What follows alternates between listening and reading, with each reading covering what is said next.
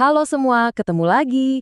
Hari ini kita bakal bedah satu hal yang penting banget, yaitu statistik deskriptif. Kita akan coba cari tahu gimana sih caranya menemukan cerita yang tersembunyi di balik tumpukan data. Pernah nggak sih ngerasa pusing lihat data di mana-mana? Angka, grafik, laporan, dari berita pagi sampai kerjaan di kantor. Jujur deh, kadang bikin kewalahan kan? Oke, kita jujur-jujuran aja ya. Waktu pertama kali lihat simbol-simbol kayak gini, mungkin reaksi pertama kita adalah, waduh, ini apaan lagi? Rumit banget kelihatannya. Kayak bahasa rahasia yang cuma para ahli yang ngerti. Tapi, gimana kalau saya bilang, di balik semua ini, statistik itu sebenarnya adalah seni bercerita. Iya, beneran. Alat yang tujuannya bukan bikin bingung, tapi justru bikin semuanya jadi jauh lebih jelas. Oke, kita mulai perjalanan kita di bagian 1. Coba deh bayangin, statistik itu ibaratnya jembatan. Jembatan yang nyambungin lautan angka-angka mentah ke pemahaman yang benar-benar dalam tentang apa sih cerita di baliknya. Nah, biar kita nggak nyasar di dunia statistik yang luas ini, kita butuh peta dong. Yuk, kita lihat dulu gambaran besarnya. Anggap aja ini peta kita ya. Lihat deh, statistik itu bisa kita pecah berdasarkan 2 poros utama.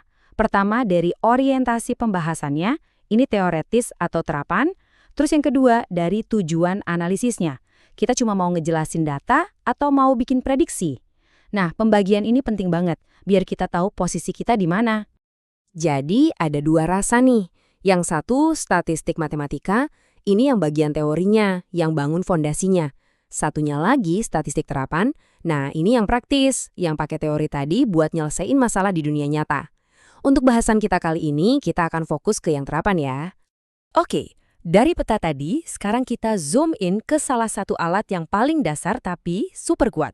Namanya statistik deskriptif. Jadi, statistik deskriptif itu apa sih? Gampangnya gini deh.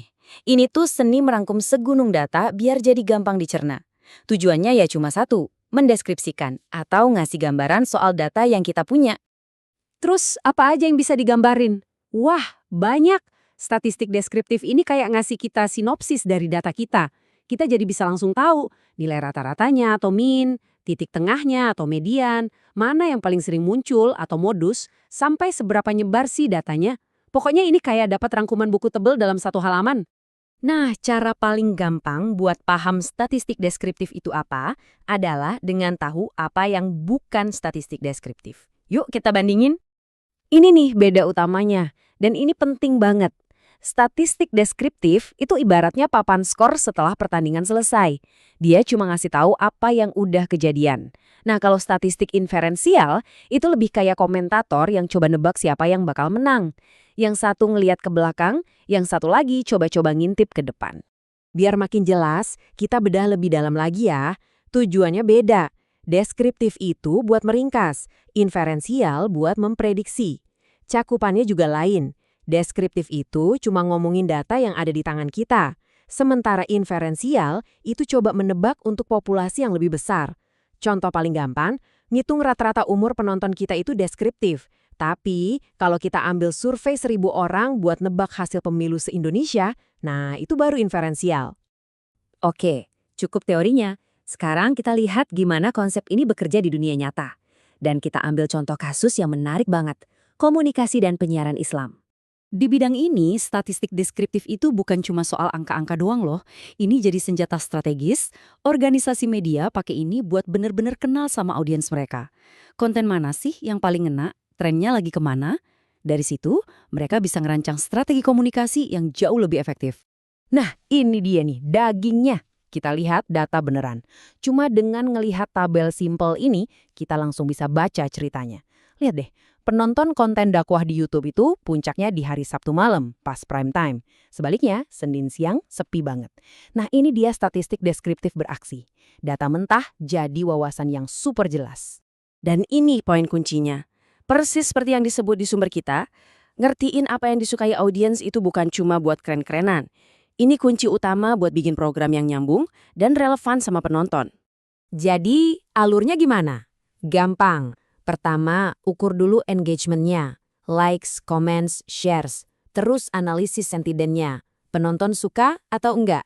Terakhir, baru deh optimalkan waktunya. Pakai data dari tabel tadi buat nentuin kapan waktu terbaik buat posting. Kelihatan kan gimana data deskriptif jadi pemandu di setiap langkahnya? Oke, kita udah sampai di akhir. Sekarang kita tarik benang merahnya dan kenapa ini semua penting buat kita, apapun profesi kita.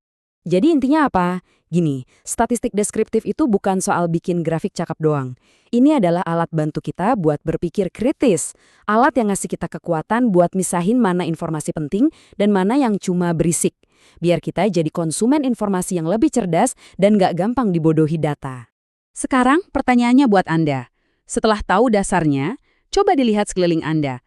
Data penjualan di kantor, statistik di aplikasi fitness, atau bahkan pola pengeluaran bulanan Anda sendiri.